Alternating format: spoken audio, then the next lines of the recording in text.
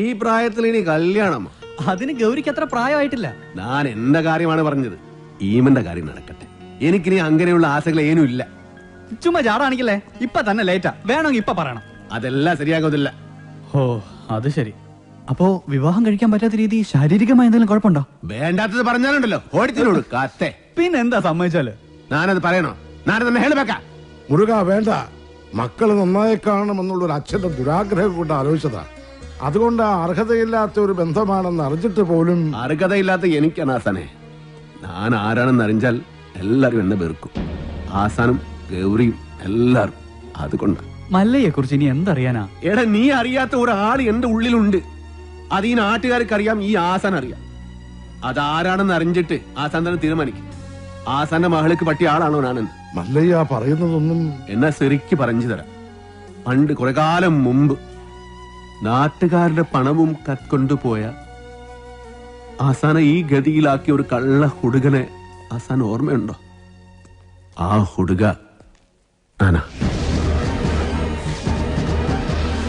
പണം കത്കൊണ്ട് പോകുന്നു എന്ന് കരുതിയിട്ടല്ലേ ആസാൻ എന്നെ തടഞ്ഞത്. പക്ഷേ ശരിക്കും നടന്നത് എന്താണെന്ന് ആസാൻ അറിയാം.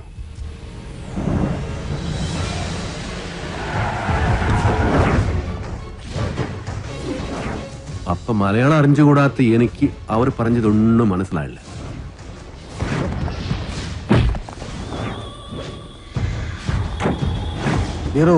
ആ ദുഡിൻ പെട്ടി എത്കൊണ്ട് ഓടൂ. ഓട്, ഓടിപ്പിടോ.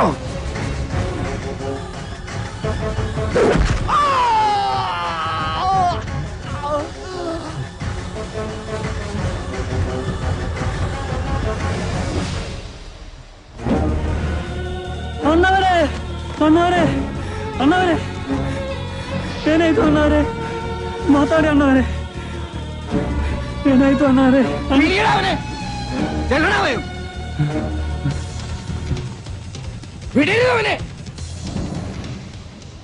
അതാരാ ചെയ്തത് എനിക്കറിയില്ല. അത് കണ്ടുപിടിക്കണോ അവരോട് പകരം ചോദിക്കണോ അല്ല ഞാനിവിടെ വന്നത്. പക്ഷേ എല്ലാവരുടെ കണ്ണിലും ഞാനിപ്പോ കള്ളന്. സ്വന്തം മകനെ പോലെ സ്നേഹിച്ച മനസ്സിനെ പറ്റിയ സാധ്യത.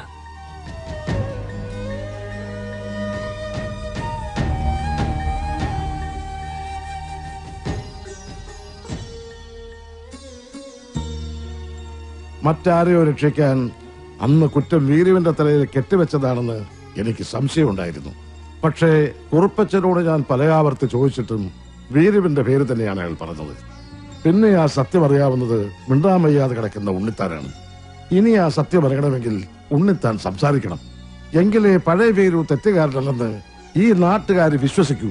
ഒരു തെറ്റ്, ഒരേ ഒരു തെറ്റ്, അത് മാത്രം ഞാൻ ചെയ്തിട്ടു. അത് ആസനോടാ. എനിക്ക് രസവരാൻ വേണ്ടിയാ അങ്ങനെ ചെയ്തു. എല്ലാ ചട്ടമ്പകളുടെയും അവസാനം ഇങ്ങനെയൊക്കെ തന്നെയാ. ഞാൻ ചെയ്ത തെറ്റുകൾക്ക് ദൈവം എനിക്ക് തന്ന ശിക്ഷ. അത്രയേ ഉള്ളൂ. ഈ അവസ്ഥയിലിരിക്കുന്ന എനിക്ക് എന്റെ മക്കളുടെ ജീവിതത്തെ കുറിച്ചുള്ള വേവലാതിയേ ഉള്ളൂ. അവർക്കൊരു ജീവിതം കിട്ടുമെങ്കിൽ പഴയതെല്ലാം മറക്കാൻ ഞാൻ തയ്യാറാണ്. സ്റ്റോപ്പ്. ചവിട്ടി നിർത്തിക്കോ. വെറുതെ എന്റെ ഭാര്യയെ കൊണ്ട് വെള്ളസാരി ഉടിപ്പിക്കണ്ട. എന്താടാ മുതലാളി, എനിക്ക് കുറച്ച് ഒറ്റയ്ക്ക് സംസാരിക്കാനുണ്ട്. നീ ഒറ്റയ്ക്ക് സംസാരിച്ചോ? ശരി, വണ്ടി എടുക്കടാ. അതല്ല, നമുക്ക് രണ്ടുപേർ കൂടി ഒറ്റയ്ക്ക് സംസാരിക്കാനുണ്ട്. മുതലാളി വന്നേ. മല്ലയുടെ ബംഗ്ലാവിൽ ചില കല്യാണ ഗൂഢാലോചനകൾ നടക്കുന്നതായി എനിക്ക് ന്യൂസ് കിട്ടിയിട്ടുണ്ട്. ആശാന്റെ പെൺമക്കളെ മല്ലയും മുരുകനും ചേർന്ന് പടലിയോടെ കെട്ടാൻ പോണത്രേ. അതിലൊരു ചതി ഇല്ലേ? എന്ത് ചതി? അപ്പ മുതലാളിയുടെ ഡോക്ടർ പെണ്ണിനെ ആ മല്ലയ്യ കെട്ടില്ല. ഓഹോ, അപ്പൊ നീ മല്ലയുടെ ഭാഗത്താണോ? കഴിഞ്ഞ ദിവസം മല്ലയും ഡോക്ടർ പെണ്ണും തമ്മിൽ തോട്ടത്തിൽ വെച്ച് ഹൃദയങ്ങൾ കൈമാറുന്നത് പല തൊഴിലാളികളും കണ്ടതാ. എന്നിട്ടിപ്പൊ മറ്റവളെ കെട്ടാൻ പോകുന്നെന്ന്. ഇത് നമ്മുടെ ശ്രദ്ധ തിരിച്ചുവിടാനുള്ള ഒരു ചട്ടമ്പി നാടകമല്ലേ എന്നാണ് ഞാൻ ചോദിക്കുന്നത്. അവൻ എന്ത് നാടകം വേണമെങ്കിലും കളിക്കട്ടടാ, നമുക്ക് കാണാം. നാടകം കളിക്കാൻ അവനാര് എണ്ണൻ പിള്ളേ? ഇതിലെന്തോ ചതിയുണ്ട് മുതലാളി. അതെന്താണെന്ന് നമുക്ക് ചോർത്തിയേ പറ്റൂ. അതിന് എന്റെ ഇല്ലാത്ത ബുദ്ധിയിൽ ഒരു ഐഡിയ തോന്നുന്നുണ്ട്. നമ്മുടെ കൂട്ടത്തിൽ ആരെങ്കിലും മല്ലയ്യയുടെ ആളായി മാറി അവരുടെ കൂടെ നടന്ന് രഹസ്യങ്ങൾ ചോർത്തണം. അതിന് പറ്റിയ ആള് ഞാൻ തന്നെയാ. പക്ഷേ ഞാൻ മുതലാളിയുടെ അടുത്ത ആളാണെന്ന് ഇവിടെ എല്ലാവർക്കും അറിയാം. അല്ലെങ്കിൽ ഞാനും മുതലാളിയും തമ്മിൽ തെറ്റിയെന്ന് ആൾക്കാരെ വിശ്വസിപ്പിക്കണം. അതൊക്കെ വലിയ ബുദ്ധിമുട്ടല്ലേ? അതിലൊരു ബുദ്ധിമുട്ടും ഇല്ല. അത് വിശ്വസിപ്പിക്കുന്ന കാര്യം ഞാൻ ഏറ്റു. അതെങ്ങനെ? ഞാനും മുതലാളിയും കൂടി നിന്നെ ഇവിടെ ഇട്ടിപ്പോ പരസ്യമായി തല്ലാൻ പോകും. തല്ലാനോ? അയ്യോ അത് വേണ്ട, എനിക്ക് ചിലപ്പോ നോവും. നീ പറഞ്ഞ ഐഡിയ നല്ലതാടാ തന്നെ മുതലാളി. അപ്പൊ ഞാൻ തന്നെ തുടങ്ങി നോക്കാം. തമാശ കളിക്കല്ലെന്ന്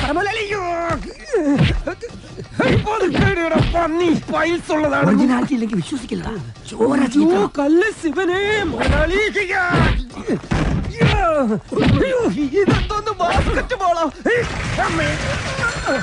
വേണ്ട, മേലിൽ നിന്റെ മുതലാളിയുടെ മുന്നിൽ കണ്ടുപോയത്. മല്ലയ്ക്ക് സ്തുതി പറഞ്ഞവൻ മല്ലയ്യയുടെ കൂടെ പൊക്കോണം. ഇനി എന്റെ കരുത്ത് മുഴുവൻ ഞാൻ മല്ലയ്ക്ക് വേണ്ടി ഉപയോഗിക്കൂടാ. കാട്ടാപ്പള്ളി ഇനി അവിടം വരെ എങ്ങനെ നടന്നെത്തുവെന്തോ. ഇത്രയും കാലം കാട്ടാപ്പള്ളിയുടെ കൂടെ നടന്നിട്ട് എന്ത് ധൈര്യത്തിലാണ് നീ ഇവിടെ കയറി വന്നേ? പൊക്കണം. ഞാൻ പോവൂല. നിന്നോട് പോകാനല്ലേ പറഞ്ഞത്? ഞാൻ പോവൂലെന്നാലും ഞാൻ ആദ്യമേ ഞാൻ പറഞ്ഞു. നിന്ന് കിടക്കുന്നത് കണ്ടില്ലേ? അത് ചോദിക്കണേ. ചോദിച്ചു പാവം കിട്ടാ. ഒരു ഗുണ്ടെ തല്ലുന്നതിനൊക്കെ ഒരു അതിലുണ്ട്. ഇതല്ല പഞ്ചായത്ത് പട്ടികൾക്ക് എല്ലാം കഷണം കിട്ടുമാതിരി ഒരുമിച്ചല്ല കടിച്ചു പറിക്കണത്. നാണമില്ലടാ നിനക്കൊക്കെ. ധൈര്യം ഉണ്ടെങ്കിൽ ഒറ്റയ്ക്ക് വാടാ. ഒറ്റയ്ക്ക് വന്നാ എനിക്ക് അത്രയും കുറച്ചടി ഉണ്ടാ മതിയല്ലോ. മല്ലയാ, ഞാൻ പോകണേ. എല്ലാരും കൈവച്ചല്ലോ, ഇനി ആർക്കും പരാതിയില്ലല്ലോ. ഇതൊരു കാര്യം മറ്റേടത്ത് ഐഡിയ ആയിപ്പോയി. അവിടുന്നും കിട്ടി ഇവിടുന്നും കിട്ടി. ഇനി മരിച്ചാൽ ഐഡിയ പറയില്ലേ? അവനാ നാഗേന്ദ്രൻ പറഞ്ഞു വിട്ടതായിരിക്കും നമ്മ രഹസ്യങ്ങൾ സോർത്താൻ. ചില സമയത്ത് സത്യേക്കാൾ വലുതാണ് ബുദ്ധി. ഞാൻ പറഞ്ഞിട്ടില്ലേ? കട്ട്കൊണ്ട ആട്ടാടോണ. ഇന്നിനി വയ്യ, നാളെ വന്ന് ബാക്കി വാങ്ങിച്ചോളാം. ഇങ്ങ് വാ പറയട്ടെ. എന്നെ തല്ലാനല്ലാന്ന് സത്യം ചെയ്താൽ ഞാൻ വരാം. ശിവനെ കൊണ്ടാണേട്. നീ മര്യാദക്ക് ഇവിടെ നിക്കുമോ? അയ്യോ, ഞാൻ മര്യാദയ്ക്ക് നിക്കുന്നേ. പക്ഷെ അടികൊണ്ട് ഇങ്ങനെ ആയിപ്പോയതാ സത്യം. ആ കാട്ടുപുളിയെ ശരിയാക്കാൻ ഞങ്ങള് പലതും ആലോചിക്കും. അതൊന്നും ആരും അറിയാൻ പാടില്ല. ആരും അറിയില്ല മല്ലയ്യ.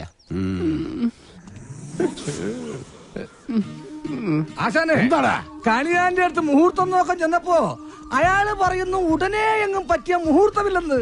പിന്നെ ഞാൻ കത്ത് കാണിച്ചൊരു വരട്ടിയപ്പോ ഒരു ഉഗ്ര മുഹൂർത്തം കുറിച്ച് വന്നു. അവന് കല്യാണത്തിലുള്ള ഒരുക്കങ്ങൾ നടക്കട്ടെ. ഈ മല്ലയ്യ കല്യാണം കഴിക്കാൻ പോണ കല്യാണ പെണ്ണ ഏതാ? പുറത്തു പറയണ്ട. ഇല്ല, കാട്ടാപ്പള്ളി കെട്ടാൻ വന്ന ഡോക്ടർ പെണ്ണ. തന്നെ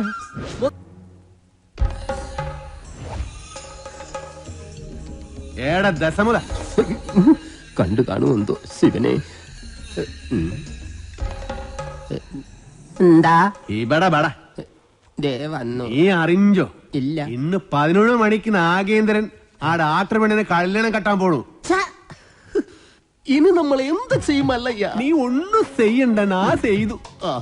നാഗേന്ദ്രന്റെ എല്ലാ കാറിലും ഞാൻ ബോംബ് വെച്ചു. 10:30 മണിക്ക് പോട്ടു. നന്നായി. നിൻಗೆ ನನ್ ಬಗ್ಗೆ ಗೊತ್ತಿಲ್ಲ ನನ್ ಹಂದಿ മകനെ.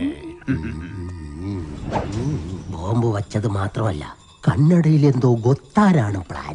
ശിവനെ, ഞാൻ ചെല്ലുന്നതിന് മുമ്പെങ്ങാനും ബോംബ് പൊട്ടിയ മുതലാളിയുടെ ഇറച്ചി കഷ്ണം കാക്ക കൊത്തിക്കൊണ്ട് പോവേ ഉള്ളു. മാറുകാളെ അക്കന്മാര് ദഹിപ്പിക്കാനുള്ള വെറുതും കൊണ്ടുപോകണം.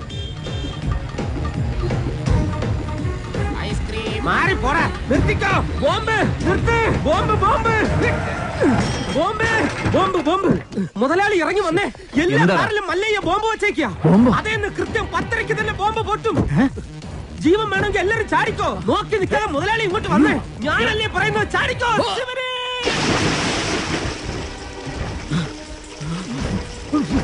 തലയിലേക്ക് ചാടല്ലടാ. ഇപ്പൊ പൊട്ടു മുതലാളി, വെയിറ്റ് ചെയ്യും. ചാടാൻ വേണ്ടി മല്ലയ്യ വരുന്നുണ്ട്.